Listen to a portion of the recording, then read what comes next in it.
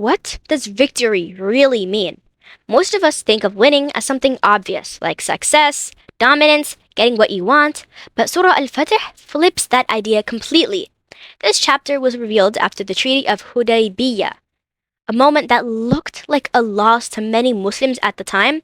No battle won, no clear triumph. In fact, some companions were confused and even disappointed. And yet, Allah subhanahu wa ta'ala calls it a clear victory. So today, we're diving into this powerful idea. Sometimes what feels like a setback is actually your biggest win. This surah opens with a bold statement. Indeed, we have given you a clear victory.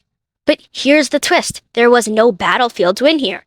Instead, this victory was a peace treaty, a pause in conflict, a chance for Islam to spread peacefully. And historically, that's exactly what happened. More people embraced Islam during this peaceful period than during years of conflict. Key takeaway.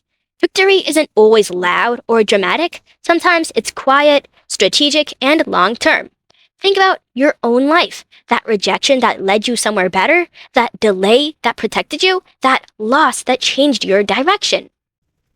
One of the strongest themes in this surah is trust in Allah's plan, even when it doesn't make sense. The companions struggled with the treaty terms. They seemed unfair, but the Prophet Muhammad ﷺ trusted completely, and Allah reassures. He knows what you don't know. His plan is unfolding even when you can't see it.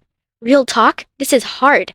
We want instant clarity. We want things to make sense right now. But Surah Al-Fath teaches patience with divine timing.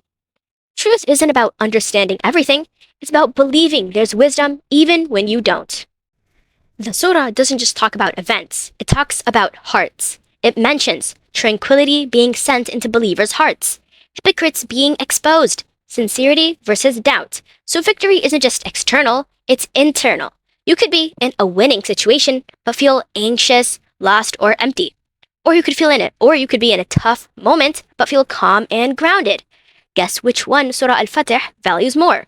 Real success equals inner peace plus alignment with truth. Another key moment referenced is the Pledge of Ridwan, when believers committed fully to the Prophet ﷺ under pressure. Allah praises them for their sincerity and loyalty. This teaches faith isn't passive. It requires commitment even when things are uncertain. Victory is tied to showing up, staying loyal, and doing your part, even when the outcome isn't guaranteed. The surah repeatedly emphasizes something powerful.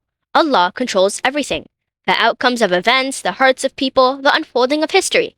Even enemies, obstacles, and delays are part of a bigger plan.